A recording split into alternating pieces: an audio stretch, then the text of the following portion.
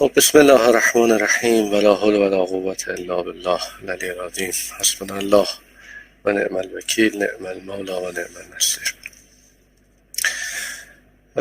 In this session we will continue our presentation regarding forward kinematics of robotic manipulators. As we discussed in last session, the main important and mostly the simplest way to write the kinematic equation is the kinematic loop closure.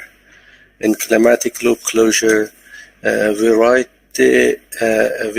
in a vector form or maybe matrix form, as we show in the next slide, the representation of the end effector, position and orientation of the end effector with one loop or one vector, and the component-wise in terms of the links and joints, And as you see in this simple example, which had only two links, we equate these two vector forms directly having the orientation and position of the end effector with this blue vector, as we call it the end effector vector, which is equal to the addition of these component-wise vectors, the red vectors, which is denote the link vectors. Since we have here only two links, so we have two red vectors and one blue vector, and since it is a planar manipulator which works in a plane, this relation is quite simple, and you can write this vectors equation in this form, which we call the loop closure vector equation. And to find the component-wise, to find the relation between the task space variables to the joint space variables, we write it in terms of the component-wise. The task space variable, we call it with G, actually, which is XE and YE, and the joint space with the theta i's, the joint variable angles that we have in here. So if we write it in component-wise, then we have two equations. With the shorthand equation, we have a relation between the joint variables to the end effector variables. This can be done if you have some by intuition for a number of equations, for a number of manipulators, but if the manipulators becomes spatial with a number of more than 3 or 4 joints and links, then it might be not so easy to write all the components in this loop vector, in this loop closure vector, as we see in here. Writing the loop closure vector is simple, but providing it the component-wise equation might be not that simple. That's why we propose, Navitar and Hartenberg propose an algorithmic approach that can be simply used by computers, of course. And it is not so hard to do it by hand, but it is quite easy to do it by computer for the most sophisticated links and joints that we can have. Of course, we have primary links. We have only considering rotary or prismatic link for the manipulator. We discussed that to parameterize the most general link, as you see here, a link which is twisted, has length and has different angles. 4 variables are important to determine. 2 of the variables are regarding each link for itself, which is the length and the twist. The length is basically the length of the common normal of 2 axes, as we discussed it in the next slide, and the twist is the angle to which these 2 rotation or these axes of rotations are twisted to each other. We call it with AI and alpha I in terms of robotic, in terms of the Cray convention. And also to have we need two parameters which denotes the links, the first link with respect to the second link. As we have another link here, then we have the same length and twist angles here, and we can have some offset, which we call it with DI, or prismatic variable, and the angle that they can rotate with each other, with respect to each other, which we call it the theta I. So we have four parameters to distinguish most general form of a link. Of course, for many simple links, many of these parameters are zero or very easily defined, but for a very twisted and deformed link, maybe all these four parameters have some values. One of these parameters, which is usually the theta or di that we call in the second part, if we have a rotary joint, or joint variable theta is the variable that can be changing, that is changing by time, and we call it the joint space variable. And if the variable is prismatic, then we have qi. Now, how to find exactly how this is going? I don't go through the Craig convention, although it is used in some papers, but usually we have another convention which is called by Paul, which is much simpler. I will show you in an example. Very closely related to each other. Almost everything is the same. The only notation in terms of the ZIs are different. So I don't want to give the both convention here. I just work with one convention, which is the second one, but you keep it in mind that there is another convention in the Craig book, and if you want to use the problems which are given in the Craig book, you have to use the other parameters.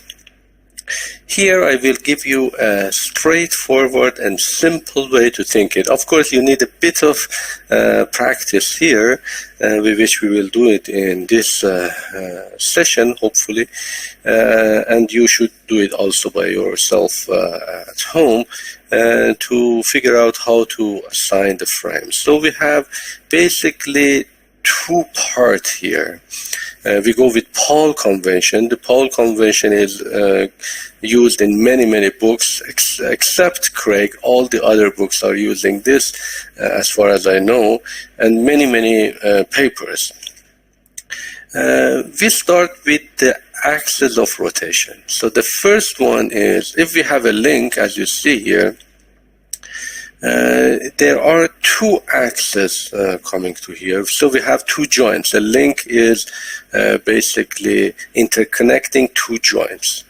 If we have two rotary joints, so it is quite simple to find the axis of rotation. We give it the axis ZI.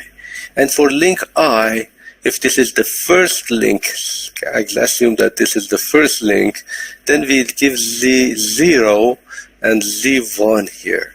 If it is the second link, exactly. If it is the ith link, we give it Zi minus 1 and Zi plus 1. And this is the only difference we have in terms of the Craig and the Paul convention, which make the Craig one, the red one, a bit more difficult. So we go with the black one. So we have link 1, and we start with the 0 axis here. 0, 1, 2, 3, 4. If this joint is not rotary, since we have only two type of joint, it could be rotary or prismatic. If it is prismatic, instead of having the axis which we rotate about it, we give the axis that we translate along it. If we have a prismatic joint, the z-axis would be along the translational motion of the link. So very easily we can find this axis in any particular cases. So when we have these two axes, then we have simply two parameters find quite easily. When we have Zi and Zi minus 1, as you see here is Zi and Zi minus 1, you can find the length which we call it AI. Maybe some other cases they call it LI, but no difference. AI or LI as the length of the length. The length is given basically the distance from Zi minus 1 to Zi. If these two are parallel to each other, so the distance is easily fine. If they are interconnecting, it is basically having some interconnection or some interlacing here. So what we have is the length would be 0. And if they are not parallel and also not intersecting, then we can find a common normal between these two lines, and we give the length of the vector, length of the link as the length of the common vector. So the origin of frame I, we need also to have the origin of the frame I with respect to here. So as far as we have these two and finding the common normal between these two, then we can find the origin of frame I. This is the Paul convention.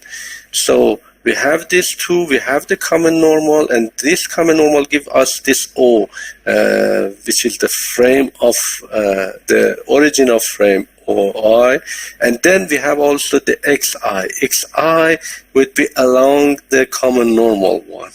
And if we have two parallel, in many cases, two parallel cases, we use the simplest point in here, which is along the middle of the length of the link as the point of origin or OI. So we have Zi and Xi. We use a right-hand side coordinate so we can find Yi. We never show Yi because usually from X to Y gives us our Z1, or from Z to X gives the direction of Yi. Now we have this one and this frame. What about the origin of Zi minus 1? This should be found from the previous version. So we start from the 0 and then we go forward. And this should be at some other common point, which we call it here. So these two parameters, AI and alpha I, could be easily found from the length of this common vector and the angle that Zi minus 1 to Zi has. And usually, since this angle could be positive or negative, the length is always positive, but the angle could be positive and negative. And we measure it along or about Xi. So we have here, we have the angle alpha I from Zi minus 1 to Zi along Xi. And about the distance that we have, if these two common vector, common normals are not intersecting, they have some distance. The distance is measured by di along Zi. It could be again positive or negative. This distance could be above it or underneath it. If this is the case, as you see here, we call it a positive di. The di is the distance of Xi minus 1 to Xi measured along Zi. And the angle, theta I, is the angle that we are rotating here. And if this is the rotary angle, this could be changing in time. So theta I would be our joint angle or joint variable. And if this this joint is prismatic, then di is changing, as we see in some example, and the theta I could be quite simple. To show this in more graphical ways, and since we have, fortunately we have a electronic class, so we can provide you with some movie that shows this interconnection quite easily. I encourage you to see that. I hope that you will see this motion. I have a question, sir. Can I ask? Sure. It's from the previous slide, slide number 11. Yes. if the joints are not twisted, and if the joints are not twisted, then the common normal line is not unique. We can draw it from anywhere. Yeah. So how we are going to calculate di? Because use it the simplest way. It's going to be 0.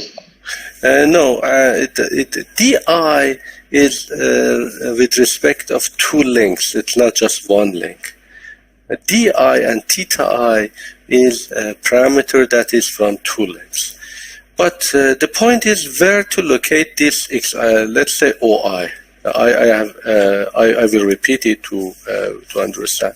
Suppose that these two lines are parallel to each other.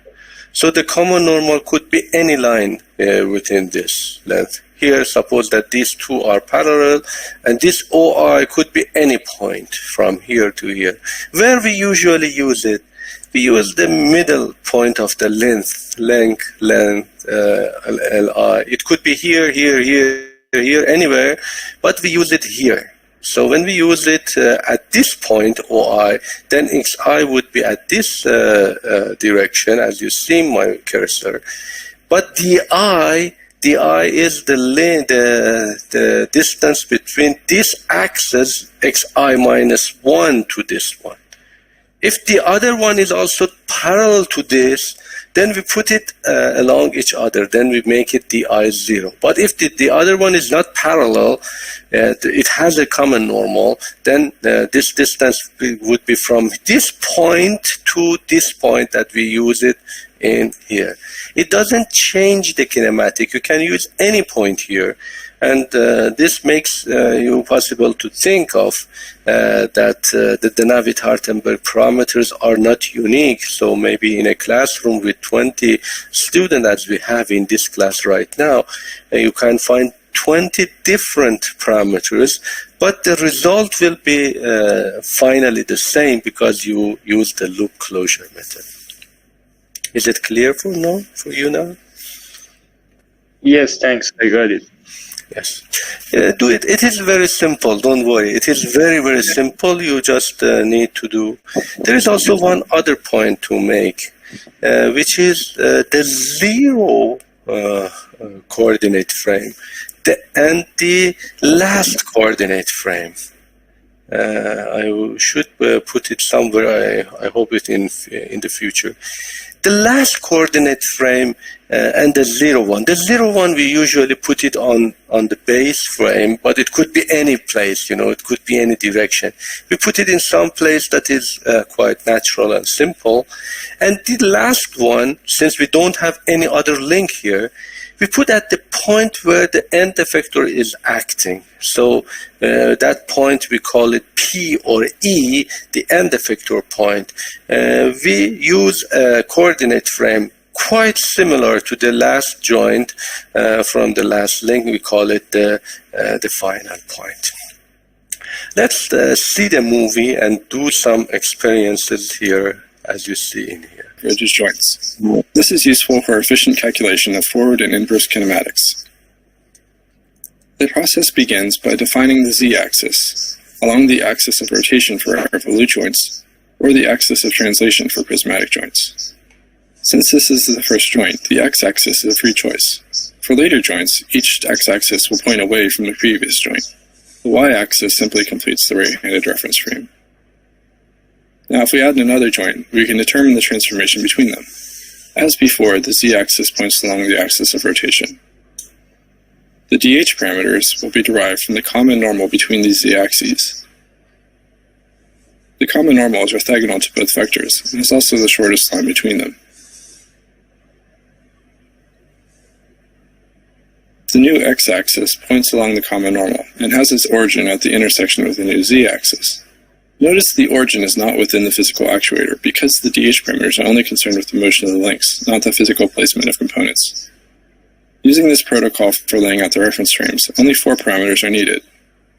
The first of these, d, is the depth along the previous joint's z-axis, from the origin to the common normal. From xi minus 1 to xi. Theta rotates about the previous z-axis to align the x-axis. Again, xi minus 1 to xi. R is the length of the common normal itself. Most texts call this parameter A, which is unfortunately easy to confuse with alpha. Instead, calling it R is a useful mnemonic, as this is also the radius of revolution for the new origin about the previous z. From zi minus 1 to zi. Finally, alpha rotates about the new x-axis to bring z into alignment with the axis of joint motion. Again, from zi minus 1 to zi. Now there's one special case, when the z-axes are parallel. Because parallel lines have an infinite number of common normals, you can choose any d value you like in order to place the new origin at a convenient location, such as the center of a link or the tip of an end effector. The other parameters are the same as before. Theta rotates about z to align the x-axis with the normal, and r translates out along the normal to reach the new origin. Alpha is already known to be 0 in this case, since the z-axes must be parallel for this to apply, thus no rotation is needed. Congratulations, that's all there is to it. Perfect. It was good to see the movie twice. It is quite easy now to work with these cases. Before starting to do the frame assignment and finding the DH parameter, I just give another final point that how this the Navitar-Hartenberg parameter can be used in loop closure equation. This is the most important part. We find the Navitar-Hartenberg problems in terms of how to connect it to the loop closure equation. Again, I don't go through the Craig case since it might confuse you. You can read it from the slide. We go with the Paul convention, or the most used convention that we are using here. As you see here, we have the frame assignment done here. Now we can use the homogeneous transformation map, as we discussed it in last session, to go from one frame to another frame, and to find all the rotation and twist angle and the length of these links from one point to the other one. How we do it? We make it 3 intermediate frames. We have frame I-1, again with the Paul convention. Consider that with the Paul convention. We had this one, I-1, we have this axis I, and we go with the 3 intermediate frames, which is quite easy to divide the motion as we defined, as you see in the movie, as we defined it one by one. So we have the P frame, as you see, Zi-1 is here, given with the blue one. You can see it here. We move it just translational with the D. We have the same frame, the same angle of the frame, just with the difference DI, which is the green one, as you see here. We call it P. Then we have a rotation of this one. This one has rotated. It gives you Q version. ZQ is along the ZP, and we have only theta I angle here. And then we move it along the length, and we go to the red one. So from dark blue, green, light blue, red. We have 4 consecutive frames toward each other. And we are having the rotation and the motion along the moving frames, so we can find the translation from I-1 to I by these 4 consecutive transformations. So usually these transformations are very simple, because the first one, for example, has no rotation. It is only translation. This one is at rotation along only one axis, which is the z-axis, the q-axis, and so forth. Here you again a translation and a rotation. So we have 4 consecutive motions. As you see, we can find ti to ti minus 1 with the with this type of rotation that we use the left hand indices to intersect between these two. We can go from P, as you see, from I to R, R to Q, Q to P, and P to I minus 1. And since we are using moving frame, as we discussed it in the last chapter, we should use pre-multiplication. So we call it P, Q, R, and I to find this. But this one is only a translation. As you see, P and I minus 1 is only a translation with di. The other one is a rotation with theta I along the axis, of course, moving frame. And this one from here to here, you see there is another translation along x-axis with AI, and then we have also a rotation, final rotation of alpha along x with this angle. So we have translation, rotation, translation, rotation. We can call a screw here. We can use a screw representation or a combined axis of rotation and translation. We can have a rotation and translation along z and about z with di and theta I. We have another screw axis along x-axis with alpha I translation and I translation, and these two screws can be easily find the homogeneous transformation. As you see, the homogeneous transformation here, you can see there is a rotation about z-axis, as you see, with theta I, and a translation along about z-axis, as you see in here. And this gives you the previous 0 screw axis, and this screw axis is again, as you see, the screw axis of xi with the amount of ai and alpha I. We have a rotation about x, as you see, with a simple rotation with alpha I axis, and also a moving frame, as you see here, a moving frame with alpha I along x axis. So we have 2 transformation. The total transformation is the multiplication, as you see here, and you can find the total transformation here. So for a most general and difficult link that you have all the twist and length and everything, the translation from I to I minus 1 would be the multiplication of these two.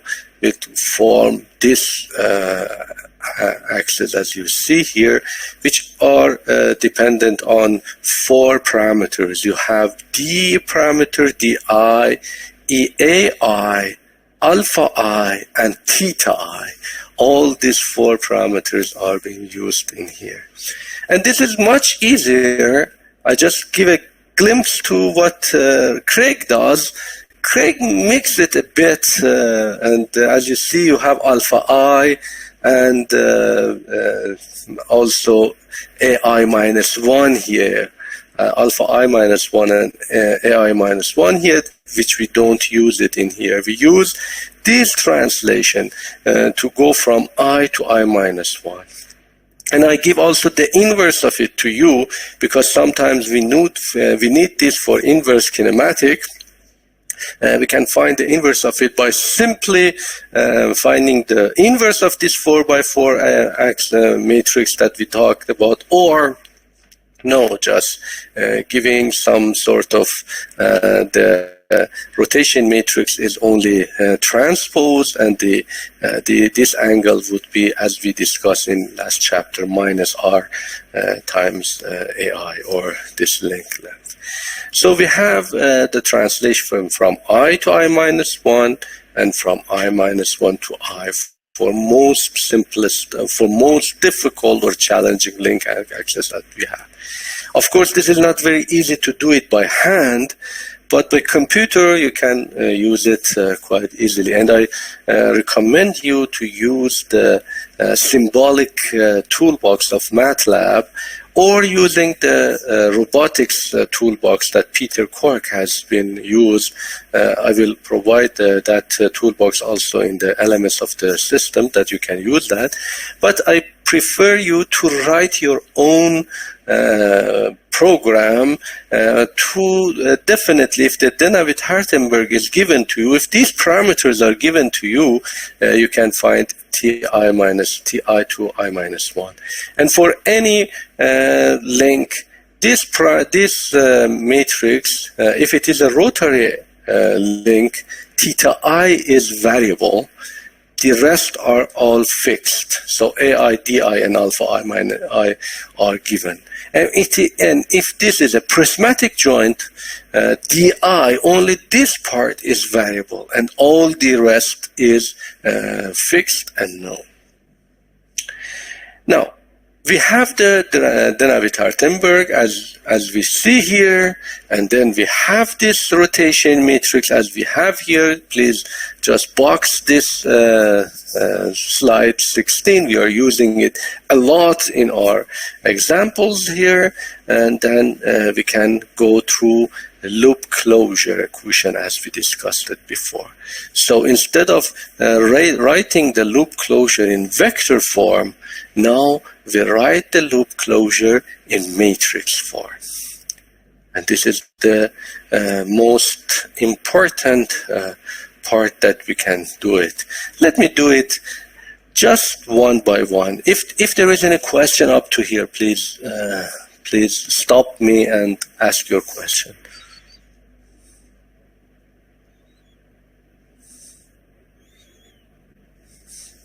So let me do it again with some delay to understand everything to know. First of all, if you don't need to go through this kind of matrix manipulation, and you have the intuition and geometric and your 3D concept to see the robot and to understand how this loop closure is working, I recommend you to preferably go with vector loop closure, as we are doing here by a 3x3 example here. This is the most significant example. We call it Planar Rr Manipulator.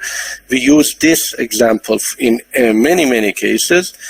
This manipulator has 3 links. We don't need to go through the Navitar Hartenberg finding all the parameters, this one, because it is simple. And as you see, we have a vector loop closure, the blue and red one here, the blue one from the base to the end effector. We have a frame, fixed frame, x0 and y0 here, and we have this vector, blue vector, and we have the red one, which are along the link length. And then we have the loop closure. What are the joint variables? The joint variables, are 3R. We have theta 1, theta 1, theta 2, theta 3, or Q1, Q2, Q3 as the angle of rotation in this angle, as you see here, Q1, Q2, Q3, or theta 1, theta 2, theta 3, theta 3. And we have also 3 end effector variables, which we call x, y, and theta, the long x, e, y, e, and theta. We have 2 position and 1 orientation. The end effector has an angle with respect, as you see, it has an angle with respect to the base frame, which we call it theta e. So we have 3 joint variables. We have 3 task variable or task-based variable. We need 3 equations to find the forward kinematic. We write the loop closure.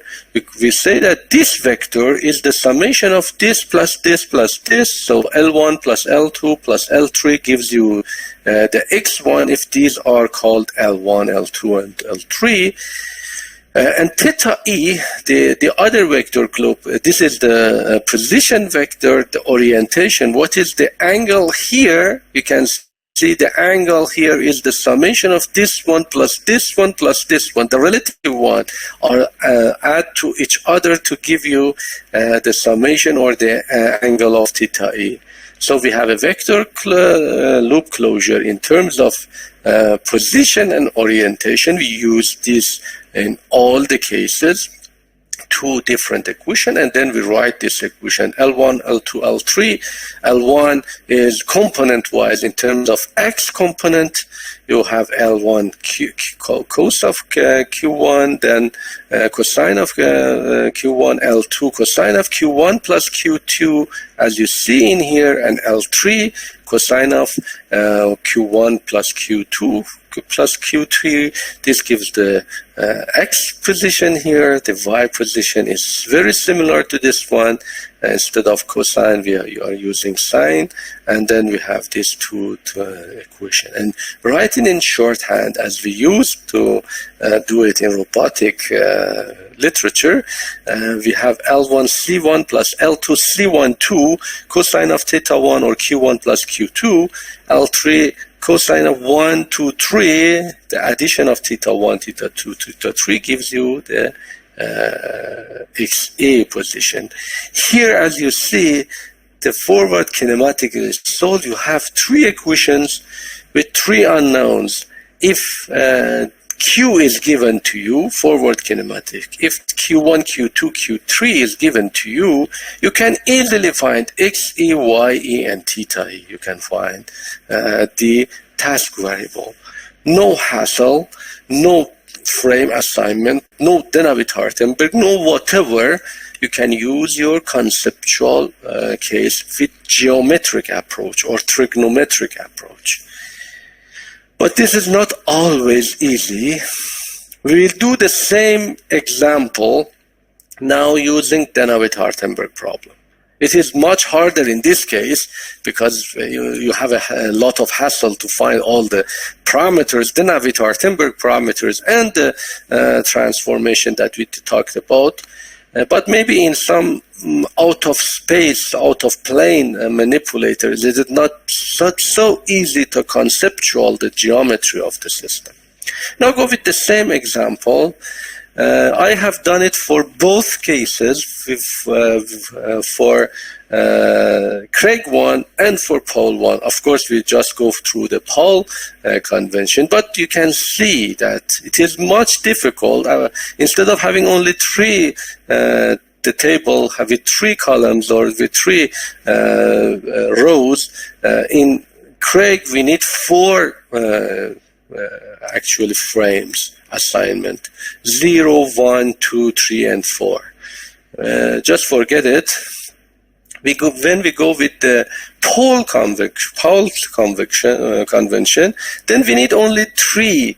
As you see, 0, 1, 2, and 3, and we need only three cases. Let's go one by one, and very easy to find the frame assignment and also the Navitar-Hartenberg problem. This is the most simplest robotic manipulator that you can have, and so forth and so on. It is quite easy. Going from the frame, let's start with the z-axis.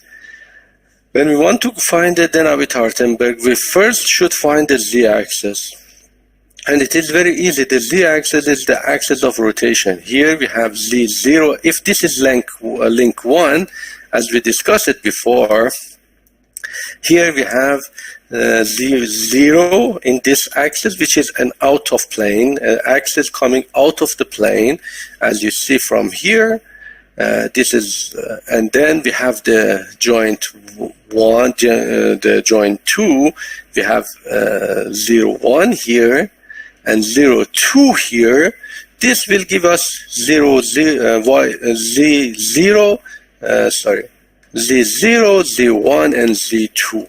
And as I mentioned, we use another z4, which we call it z3 here, the fourth frame, z3 here, at the point of our end effector, the point of our interest, which we call it here Q, or sometimes we call it E or P, the point of interest, which is usually the end effector. So since we have the Z1 here now, we need to find X1, 2, and 3 version here. For X1, as you see here, we have Z1 and Z2, two parallel to the frame. So along these two lines, we can find any point that can be out of this plane. It is much simpler to use the plane, the point on the plane. So you use O1 exactly at point A, which is basically the common line between these two vectors, Z0 and Z1. What about X0? X0 is the base frame. So we use a coordinate frame which is simpler for us, which we call the horizontal and the vertical lines as X0 and X1. Now we have X1 here. With the same analogy, we have X2 along here again, and then X3 along here, as you see in this direction. We have X1, X2, and X3. The frames are assigned. Now go to the Navitar-Hartenberg problem, parameters. As you see, there is no twist, there is no offset, so alpha i's are all equal to 0, and d i's are all equal to 0. Simple as that. But the link length, the distance between Z0 to Z1 is called A1, is the link length of link 1, and this is A1. So A1, A2, and A3 are the link length of the three consecutive links that we have. And we have also three variables, which I wrote it in red here to just emphasize that these are our joint variables. These are the variables that are changing during the time by the motion of the system. Theta 1 is the axis between the angle between x0 to x1 in the direction of z1. And you see this is basically theta 1, theta 2, and theta 3, three angles that are the relative angles of these robots, link length. So we have these three as well, we have these three as well, we have the frame assignment, we have the Navitar-Hartenberg parameters. This is not the end of the story. We need to use the homogeneous transformation, and we do it very simple by giving it to the program that you have written in symbolic manipulation in MATLAB or by hand.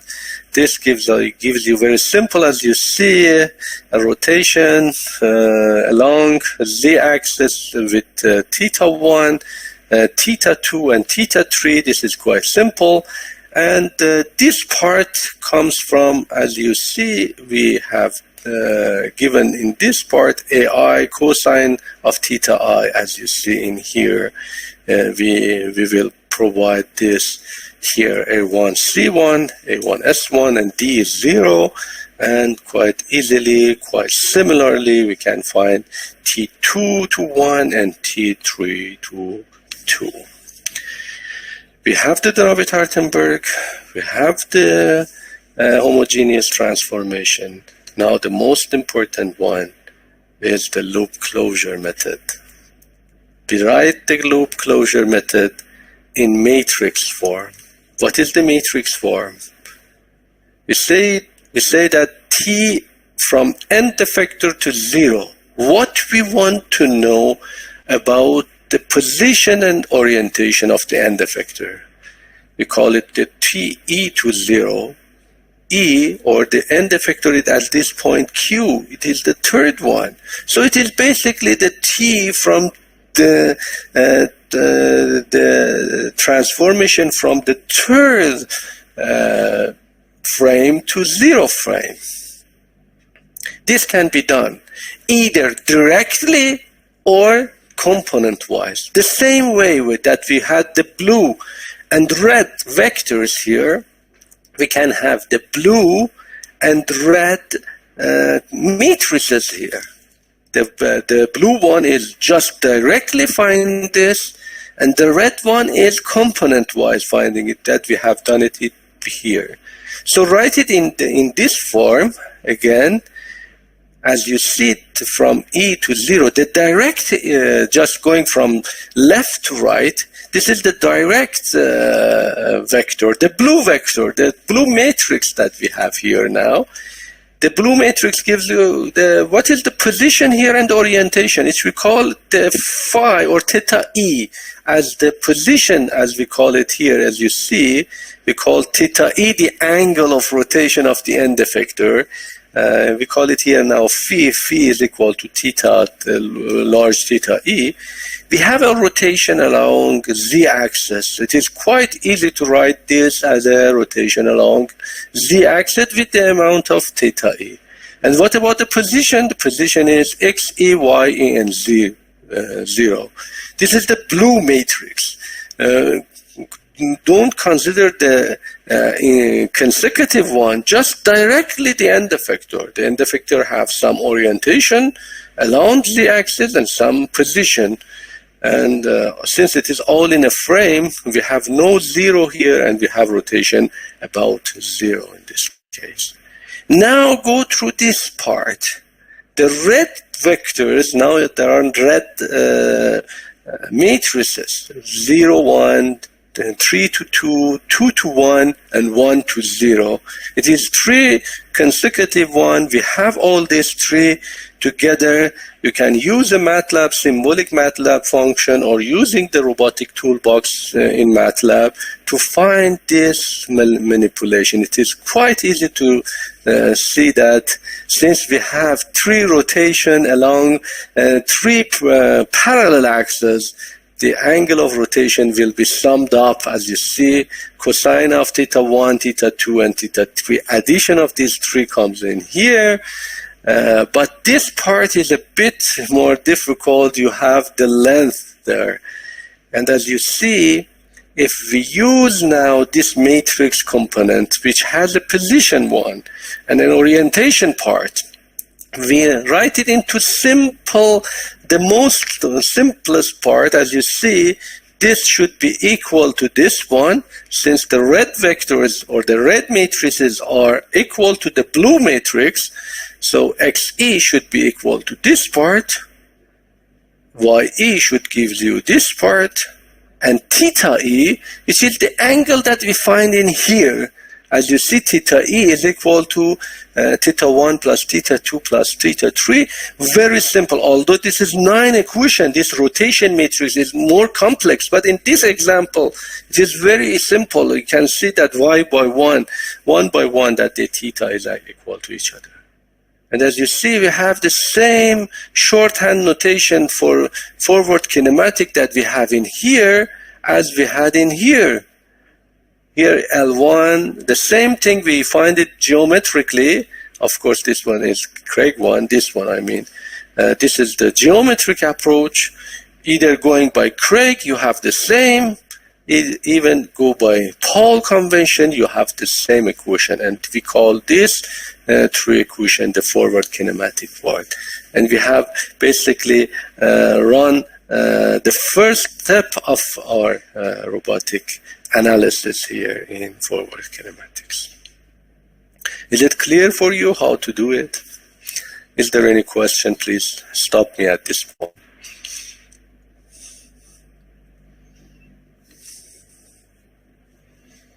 It is quite simple, although we have a hassle of finding, different thing, but it is not that hard. Let me go through another example.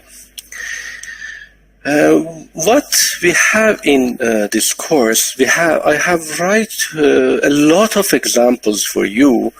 I don't go through all the examples in the class. I will leave some of the examples for you to read. because there is not much in depth into it. It just gives you more practice.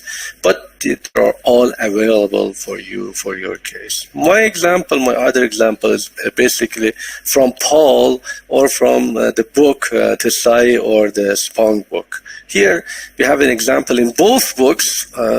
Just use both. There are a bit of difference, but not that much. So we can call this one the SCARA manipulator. And this manipulator, we use it again a lot. I go through this example again very step by step. A SCARA manipulator is an out-of-plane manipulator. It is not in a plane. It moves about plane for pick-and-place manipulation. It is quite fast and very, very interesting manipulator. It is not that hard to go from the geometric point of view. If you just look from the top how this is working, you can imagine quite well the geometry that it is moving, and you can go directly by the geometric motion. But to practice it with the Navitar-Hartenberg procedure, I go through the frame assignment. Let's give some explanation about the robot itself. Robot has a base frame and a rotation about base frame. So we have a z-axis here, which is basically the rotation out of plane rotation that we have here. Then we have two links which are in the plane. Of course, the plane, out of the plane of rotation of this axis, these two are along each other. So we have two axes of rotation here. One axis of rotation is, as you see in here, and the other one is in here. So we have two axes of rotation, and then we have a link which is prismatic here. I like this example since it has both the rotation and prismatic one, and we need to work and practice a bit on the prismatic joint as well. So we have this prismatic one here, and at the end we have the final motion at the end effector, which gives the orientation to it toward us. So we have a rotation here, as you see, two rotation, theta 1 and theta 2 here. Then we have a prismatic joint, which is defined by a D3 parameter, and finally a theta 4 along here. So our robot has 4 degrees of freedom, not 3. It can give you x, y, z in a plane, plus an orientation how to pick the manipulator. For example, if you want to pick this cellular phone, it is much easier to pick it this way, not this way. So if it is changed here, you should change your hand orientation to pick it on the right way. So suppose that these are on a conveyor, many items are coming there. You pick them from the conveyor in the direction that is quite accessible for the parameter that we have in there. Now, let's do the frame assignment again one by one. We have again 4 joint parameters. 3 of them are rotary, theta 1, theta 2, and theta 4, and one of them is translational or prismatic, D3. And at the end effector, as you see, we have x, y, z. At the end effector, we call it Q1 here again at the very last point that we are picking up the stuff here, x, y, z, and an angle, basically a quite fixed angle at the end that can find it from there.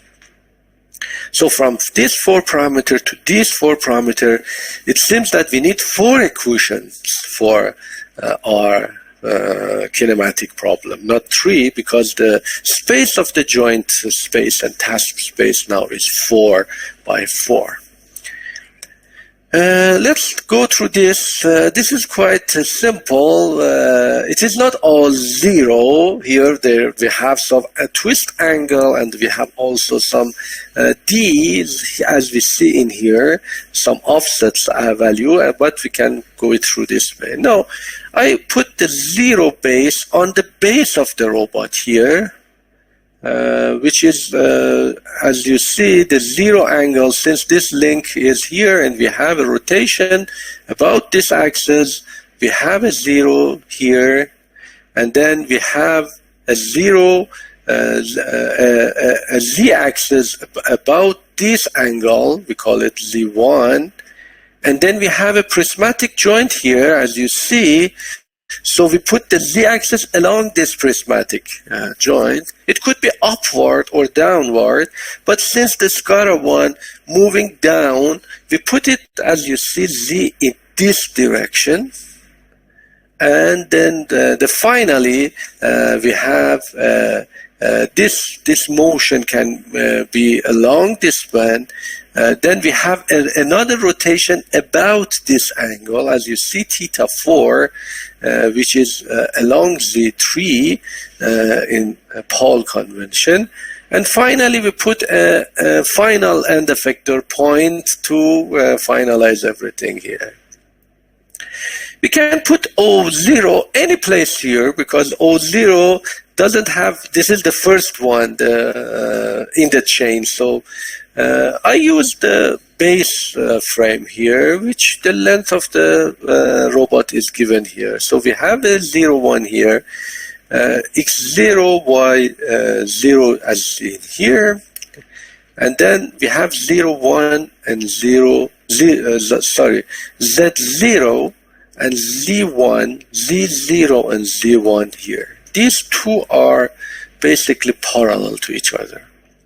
The point here, O1, could be any line here, but where we put it at the middle of the link, as usual, to have this part. So this one, we put this one and find this O2 here. We have O0, O1 here. Now go to the link 2. As you see, we have a 0 here, Z0 here, Z2 here. The Z2 is exactly along, they are parallel to each other, but of course, different direction. This direction gives a pi angle to us. We will see in the Navitar parameters. We have a 0 here, so these two are also parallel. We can use any point on this O2. We can put here, here, here. Of course, we use the simplest one. We put on the middle of the link 2 as our 0, 1 here. Now, let's go through the Z3 point. Z3 point is the axis that we have rotation now. This is not only parallel to each other, they are on top of each other. Basically, there are the same line. There are coplanar lines here. So this O3 or this O3 could be again any point on this variable. We put it at the end of this prismatic link that that can be moving along. It could be any point, doesn't matter really. And we measure the translational motion of this link from this point to this point. We call it D3. And then we have a fixed link here, the last link, which is the end effector or the gripper link. We call it gripper or end effector link. It has a rotation, and we put Z4 at the end of it, and quite parallel to the Z3 version that we have here. Now that we have the frame assigned here, we can go through the table of the Navitar Hartenberg parameters, as you see, quite easy. Again, we have the 4 red ones. The red ones are the parameters that are been changing, as you see in Q here, theta 1, theta 2, D3, and theta 4 are the red parameters. But looking at this to this point, we have the first link. The first link, as you see, has a distance d1, the distance between x0 to x1, or the offset that we have, a fixed offset d1 here along z1. And also we have a link length here, as you see, which is exactly the link 1 length, which is along x-axis. So we have a1 here. This is d1 and this is xa1. D could be positive or negative, but since we use the d in the upright position, d1 becomes positive in here. Now that we have here z1 and z2, let's see, we have the length a2 very easily you can find here, but these two are not along each other, but they are twisted. As you see, z2 is twisted with the angle of 180 degrees, plus or minus. You go through the axis that you are measuring. If you consider it is, of course, plus pi or minus pi doesn't differ, but the angle is, you find the angle about x-axis, x2 axis, and this is plus 180 degrees, as you see in here.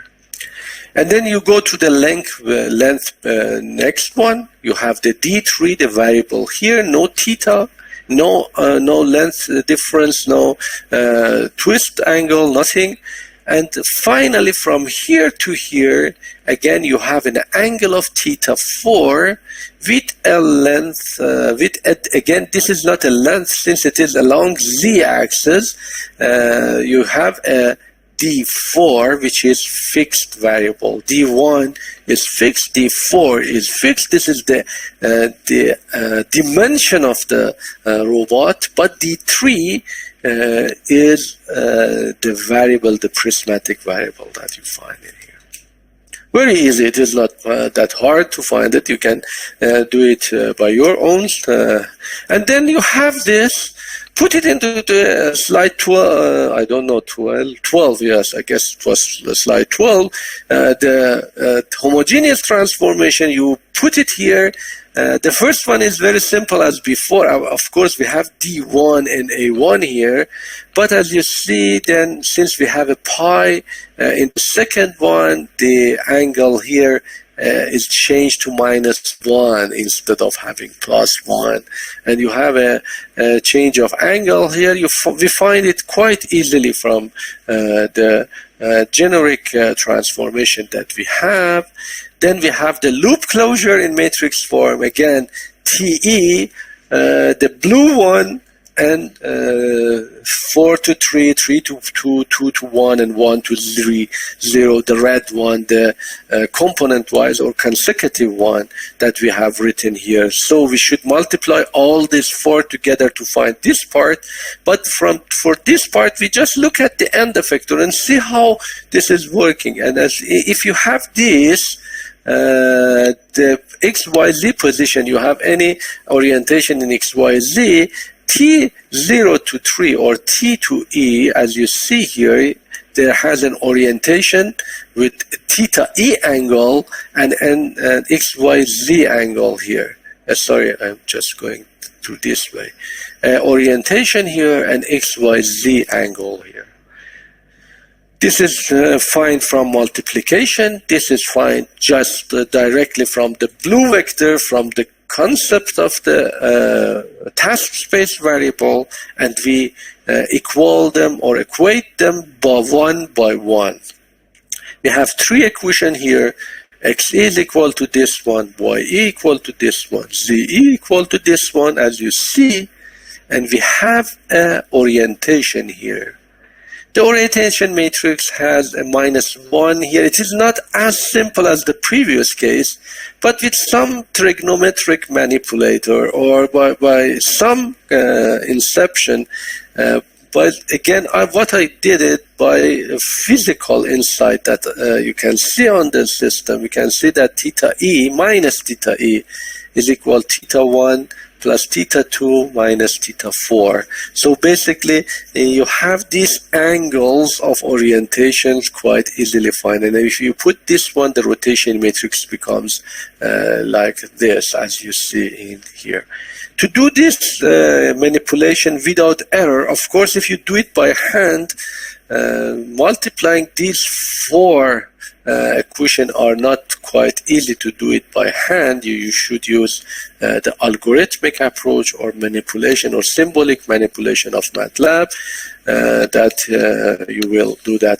I have done it myself with some programs. I will provide my programs, the TA team will provide you the programs that we have developed for the class examples that you can start using them, getting to know them for your own basically solution that you can find here. Again, by equating them and doing some manipulation, we have 4 different equations.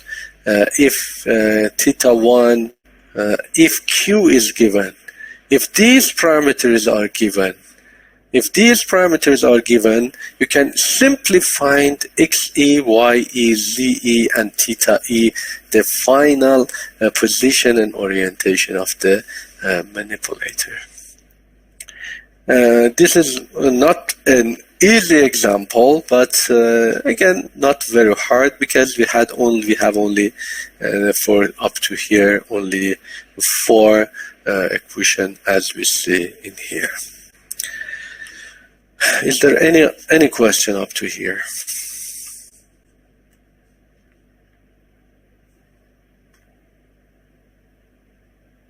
Excuse me, may I ask you a question? Now we have many examples. As you see, example 3, 4, 5, 6, and then other methods. I just go through the 3rd example from the book, from the Spong book, and then you can find other examples coming back.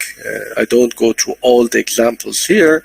Next session I will go through another method of finding the forward kinematic, which is most interesting using screw coordinates that I discussed it before. As you see in here, this is a cylindrical robot. A cylindrical robot, let me define this. This is a rotation, out of plane rotation here, but then we have a translation along here, a translation along here, and then an effector. Only 3 degrees of freedom. Usually the robot has 3 degrees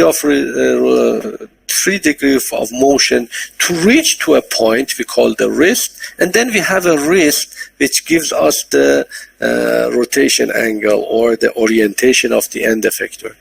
This 3 is usually either RPP as you see, or it could be RRR, that is given in the next example. We have RPP here. So we have 3 angles here, theta 1, D2, and D3. The theta 1, D2, and D3 are the joint angles.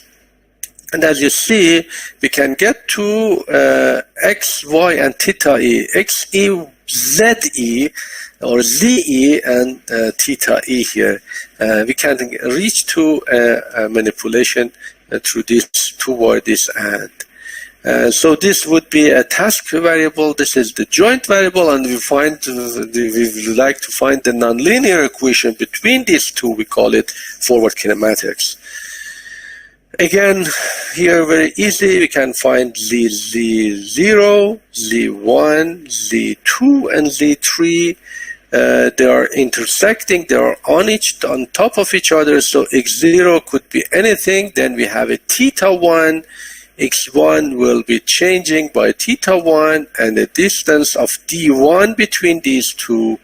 Then we have from here to here, we have D2, and then the angle from here to here, if you look at Z1 to Z2, it would be minus pi over 2, as you see in this parameter. And from here to here, we have only D3 as the the motion of the prismatic joint.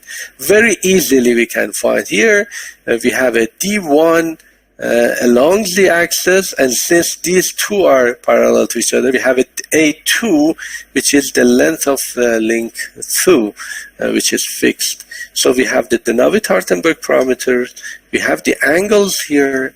Again, we go through the matrix form. Now very easily we can use the transformation matrix, multiply these two together component-wise, and find the final point. As we see from here, the final point gives you, the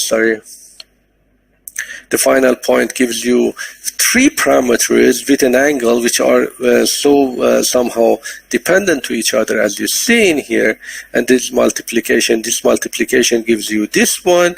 X, Y, Z axis give you this one, but X, Y, and Z are not independent. Just to equate this equation, we find very simple equation for XE, YE. ZE is basically D1 plus D2. That gives you the ZE axis, and theta 1, as you see, is theta E is a function of theta 1. The angle and the Z, that component that we are somehow interconnected to each other. Then we can find something like that as the forward kinematic, shorthand forward kinematic problem that you can use. You can go through the other example. I will maybe give this example in our next session, or maybe you can go through this one, or going through some more degree of freedom, 5 degree of freedom like scoreboard, or Stanford manipulator, which is 6 degree of freedom manipulator. Just go through them. If you find any problem, we can start with this example in our next session, but I prefer to go through not all the examples during the class, but letting you to know them and to learn them through these books. And as you know, there are so many other examples in other books that can be given to you. Thank you very much for being with me. We will give you the first set of assignment hopefully this week, which will cover our previous cases, and we are working also on the project that you should be completing during the session. Before the Nowruz holidays, we will give you also the project that you can work with, that in group of 2 people that you can work with on another robotic manipulator that can be used there. If there is someone in the class that is working on some manipulator in her or his thesis research, you can use your own robot as the project of the course, if it is related, of course, to the material that we are giving to you. Please continue. Today I will complete the first set of examples with the TA group. We have a meeting with them, and you will find them on the home page and on the LMS of the class. Is there any people still not being able to register to the course? Please let me know to provide you the material out of the LMS system. I hope that all the people have been able to register in the course. Is there any questions or anything that I can add to the system? Okay, Mohammed Mehdi, please. Do you have my voice right now? Yes, please. My question was about the screw axis, and as you mentioned, it would be in the future sessions. Is it relevant to be asked right now or not? No, please go with it. And may I share my screen? Sure. It has a picture, but the Please. item is deactivated for me. I don't know. Am I not allowed by the system or not? Now you can share Yes. your screen. Thank you.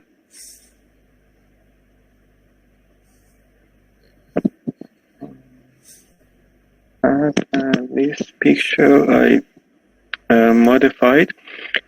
For being 2 points rotated, we can have infinite circles with infinite axes of rotation. Why do we choose one of them for our screw axis? Or in another figure I made, it could be also, for example, on the other side of 2 points, or the negative ones as you mentioned. Am I mistaken, or there is some point I'm neglecting? No, you're mistaken here. Tell me, what is the green one here? The green one is a larger circle that passes through P1 and P2, and its axis that slightly differs from the preceding one. But this is, we are not fitting a circle to this point. As you remember what we have, if this is the case, then we have infinite number of axes that can pass through P1 and P2. No, but this is not the case. We had a rotation matrix. We start with a rotation matrix. And this rotation matrix has some invariant problem. There was an eigenvector and an angle of rotation related to this rotation matrix. It was not a matter of geometry or curve fitting that you are doing. It is really a map that the point P1 has been moved to P2 with this theta angle. This theta angle was the complex eigenvector of the rotation matrix. It was something inherently embedded in the mapping. This axis S was exactly the angle of the vector or the eigenvector of the rotation matrix. It is not something like that. If you are working with that. So this is not... And if we commence from the rotation matrix, the S and the theta are intrinsic. Am I right? It's related to the matrix. But can we define a new systems like the other ones, or not? If you are not going through the rotation matrix, now this is good. If at least one step is... if you are not going through the... then you should go through the Rodriguez formulation. Have you seen the Rodriguez formulation? Yes. The Rodriguez formulation is no matrix manipulation. We have a rotation. It is a mapping from P1 to P2, which is basically, this 2 gives you again some intrinsic parameters. Not the S1 and theta 1 as the rotation matrix, but relating to them. So if you don't go through the rotation matrix at all, you start from another way, you should go to the vector manipulation that we are using. Just read my book regarding the Rodriguez, or any reference that you are using the Rodriguez formulation. Of course, Rodriguez has some modified Rodriguez that has many other relation that will also interconnect you to the quaternion as well. But if you look at that position, again, you can see that there are 2 intrinsic or inherently fixed parameters, which we called one specific. This green one can never find out from the Rodriguez formulation. Can come from a naive geometric approach, but not from a Rodriguez formulation. All right, I have it read. Thank you for answering. Just read again. What I taught you is from rotation matrix. This is the most important, since the Rodriguez is a bit maybe different. Moin has some question, and we have a guest. Please, if you are using your guest, don't use your name here. Moin, what is your question? Why theta E is scalar in the loop closure? Shouldn't it be vector? In which question, Moin? Can you speak a bit about your question? Do you have a microphone?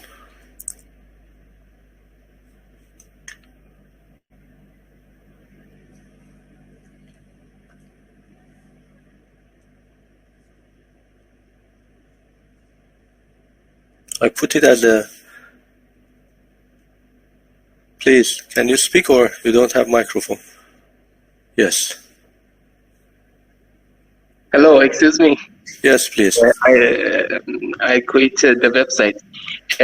In the loop closure, you said that theta is, for example, we define the last coordinate as end effector coordinate, and we define a position and orientation, which is x, e, y, e, and theta e. But we know that, for example, end effector has both position and orientation, and both of them should be vector form. Look at this example. Yes. For example, an end effector should have an orientation, and orientation in a space has 3 axes. Yes. But you just said that theta e is, for example, the a scalar summation of, for example, Q1 and Q2 and Q4. I understand the question, but you know, when theta is has 3 degrees of freedom or is a vector form, when you have an orientation space, when we are, you know, as you see here in the Stanford manipulator, which we discuss it next session, we have 6 degrees of freedom, and as you see, we have a theta e, which is a vector form. It is a screw base. It has a vector and an angle. But when we go through the simple question, of course, in the beginning one, as we see in here, for example, we have a planar manipulator. And in planar manipulator, we cannot come out of the plane, we cannot move out of the plane, rotate out of the plane. So the rotation is only about the axis which is coming, the z-axis, let's say. Do you have this slide now? So this would be only one parameter. In a planar case, as you see, the degrees of freedom in a planar case is only 3. X and Y are 2 positioning, and theta is 1 orientation, if we are in a plane.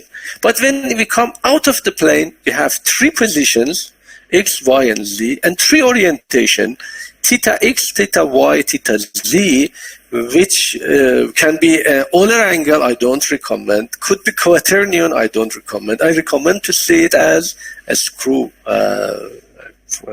representation. Okay, but you used just 3 parameters for SCARA or, for example, Stanford robots as well. No, not in the Stanford. For SCARA, we are still using that. Since it is not complete, the motion is not 4 degrees of freedom. But if you go through the Stanford problem, as I mentioned here, this is theta E.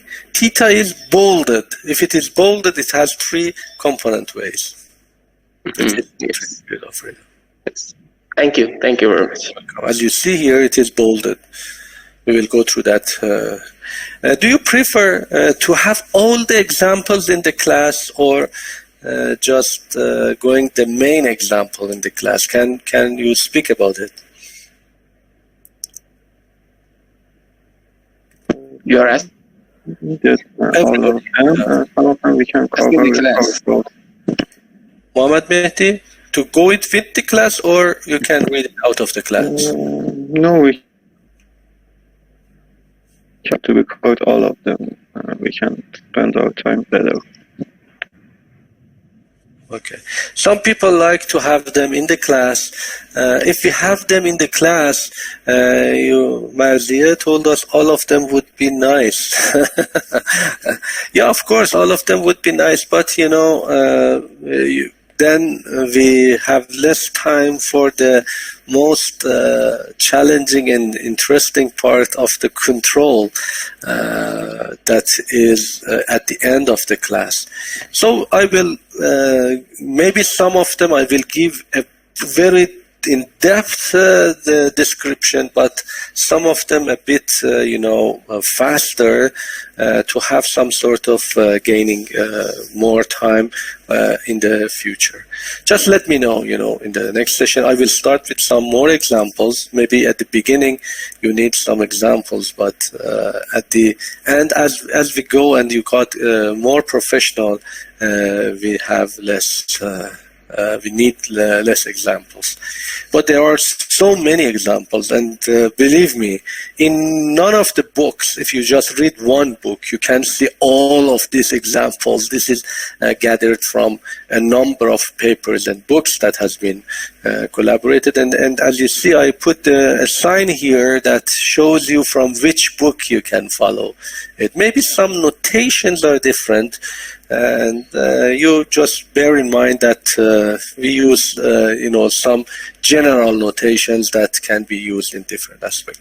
Thank you very much anyways, and I'm sorry that I was muted and I didn't hear your case. Yes? Any question? Please. Hello. Yes, I have a question. As a student or as a researcher or as an engineer, do we must practice to choose the frames that or to assign the frames that simplify the DH parameters, as we see in your examples? Depends on your case. If you would like to have a more sophisticated problem, you can use the most sophisticated frame assignment as well. But no, I know. I mean from your examples. Doctor. Yeah, from our example, we do our best to simplify as much as we can. So we use, if we have some choice, we use a choice which is more realistic and more intuitive to the real problem. But it doesn't really matter. It doesn't really change the problem that much. And as I mentioned, the DH parameters are not unique. And I really don't like that much DH parameters, because I like you to get the physical, geometric concept of the problem. If you can imagine all the engineering student, good engineering student, with the talent that I know from you, you can have a 3D imagination on the robot. And this is something that will help you a lot, very much more than, writing an algorithmic approach to give the computer to do that. Of course, you can use that, and we are practicing that as well. But in my case, it is, in my opinion, it is better to have a more geometrical approach. And that's why I don't recommend you to just read the Craig book. Craig book is most significant for computer science students, not for mechanical and electrical engineers that have a 3D conceptual map in their mind. Thank you. Thank you very much, and have a good day. Bye.